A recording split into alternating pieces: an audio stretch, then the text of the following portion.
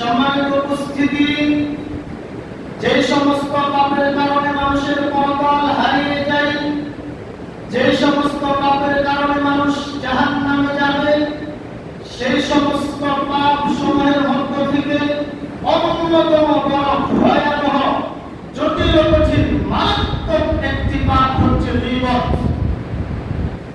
গীবত সম্পর্কে আমরা এক নম্বরে জানব, গীবত কাকে বলে। মুসলিম শরীফ এই গ্রন্থের ৬৪৮৭ নম্বর হাদিস খুলে দেখবেন।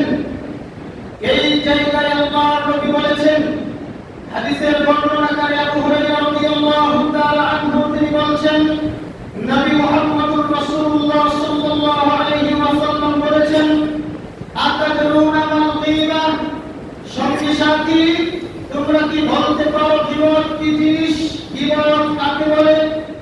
সাহাবাইরা উত্তরে বললেন, আল্লাহু ওয়া রাসূলুহু আ'লাম, আল্লাহ আল্লাহর রাসূল ভালো জানেন।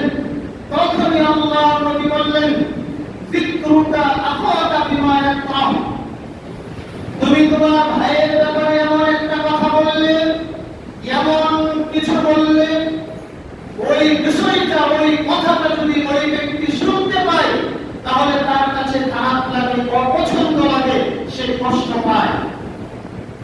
আল্লাহর নবীকে বলা হলো, আল্লাহর নবী, আফারাআইতা ইন কানা ফি আখি মা আকুল, আমি আমার ভাইয়ের ব্যাপারে যেই কথাটা বলেছি, সেই কথাটা যদি সত্যই তার মাঝে থাকে, তাহলে সেটাও কি গীবত হবে?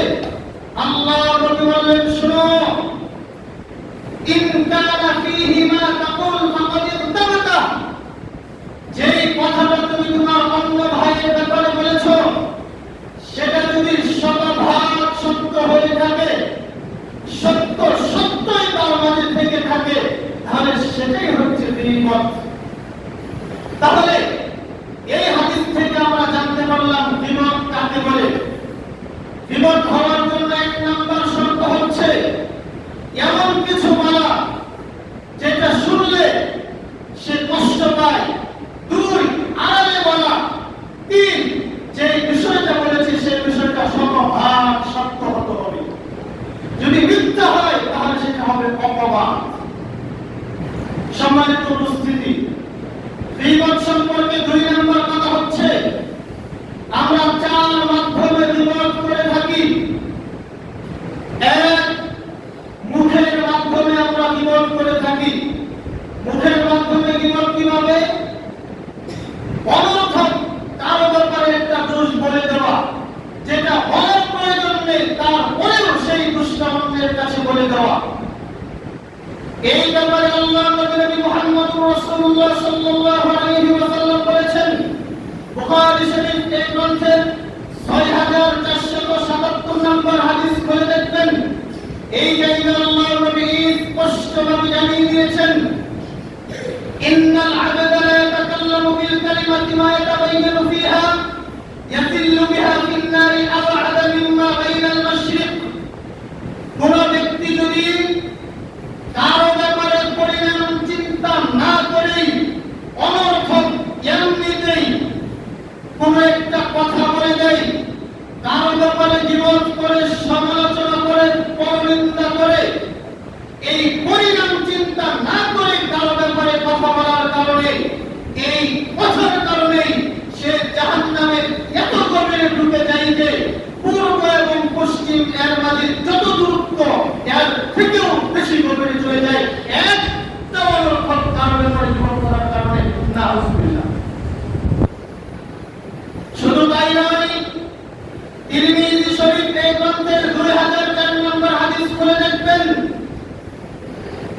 আল্লাহর নবী মুহাম্মদুর রাসূলুল্লাহ সাল্লাল্লাহু আলাইহি ওয়াসাল্লামকে জিজ্ঞাসা করা হলো, হাদিসের বর্ণনাকারী আবু হুরায়রা রাদিয়াল্লাহু তাআলা আনহু তিনি বলেন, সুইলা আন আকসারি মা ইউদখিলুন নাসুন নার, আল্লাহর নবী কোন জিনিস মানুষকে সবচেয়ে বেশি জাহান্নামে দিবে, কোন জিনিস সবচেয়ে বেশি মানুষকে জাহান্নামে দিবে? এই কথা বলা মাত্র আল্লাহর নবী উত্তরে বললেন, আল এবং লজ্জার স্থান, এই দুইটা জিনিসই মানুষকে সবচাইতে বেশি জাহান্নামে দিবে। এই জন্য সাবধান থাকতে হবে।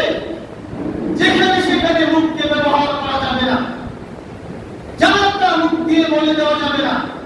ভালো কথা বলতে হবে, সত্য বলতে হবে, আর চুপ থাকতে হবে। শুধু তাই নয়, তিরমিজি শরীফ এই গ্রন্থের 2406 নম্বর হাদিস খুলে দেখবেন।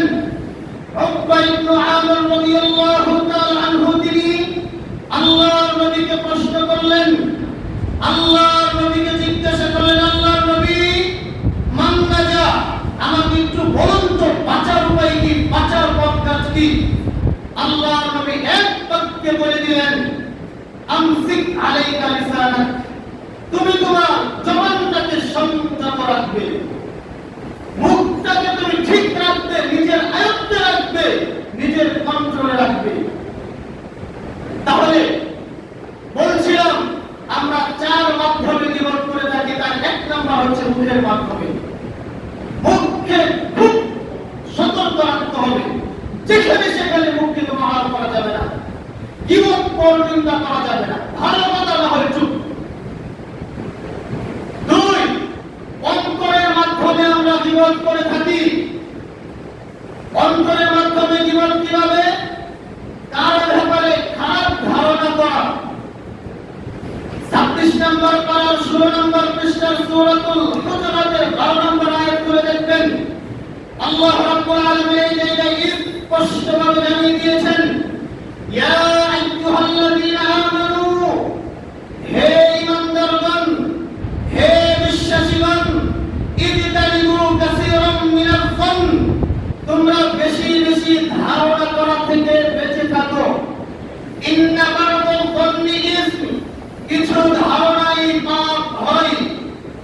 বুখারী শরীফ এই গ্রন্থের 5143 নম্বর হাদিস খুলে দেখবেন।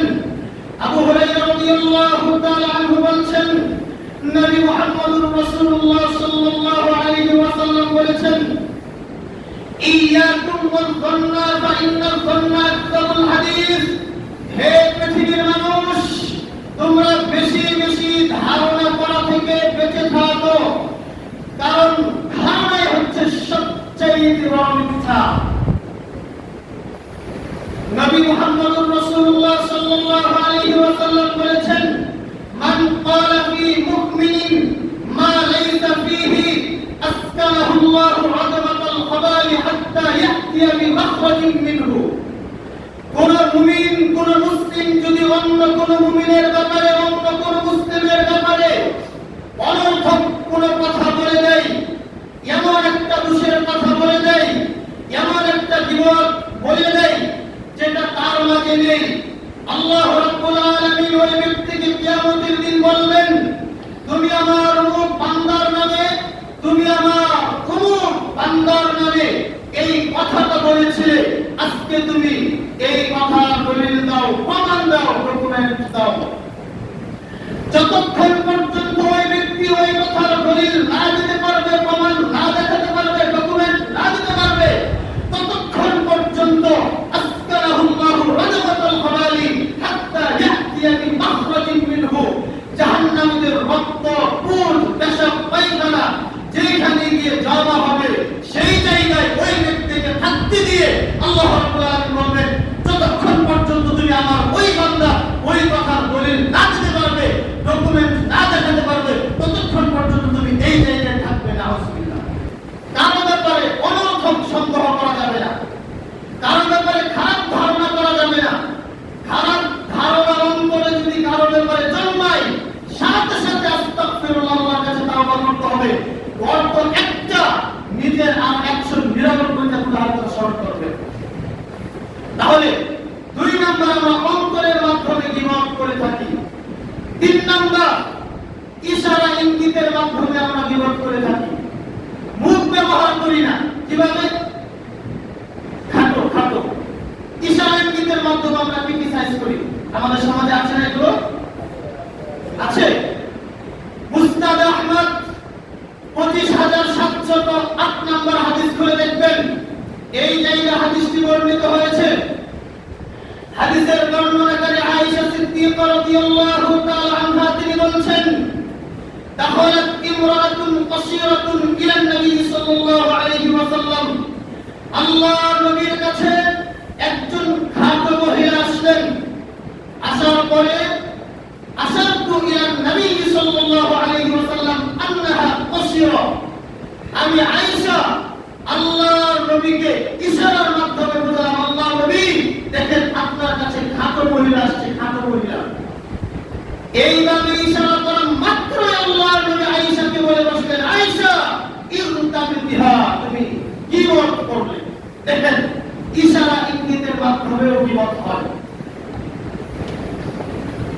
শুধু তাই নয়, আবু দাউদ শরীফ এই গ্রন্থের 4875 নম্বর হাদিস খুলে দেখবেন, এই জায়গায় বর্ণিত হয়েছে। এই হাদিসের বর্ণনাকারী আয়েশা সিদ্দিকা রাদিয়াল্লাহু তাআলা আনহা তিনি বলছেন, হাসবুকা মিন সাফিয়া কাযা ওয়া কাযা তা'নি কাসীরা। আল্লাহর নবী সাফিয়া রাদিয়াল্লাহু তাআলা আনহা এই অর্থাৎ তিনি একটু খাটো মহিলা। এই যখনই সাফিয়া রাদিয়াল্লাহু তাআলা আনহার ব্যাপারে আয়েশা সিদ্দিকা রাদিয়াল্লাহু তাআলা আনহা বললেন যে সাফিয়া একটু খাটো, এই খাটো কথাটা বলা মাত্র আল্লাহর নবী বললেন, লাকাদ কুলতি কালিমাতান লাউ উজিলাত বিমাইল বাহরি লামাদাত।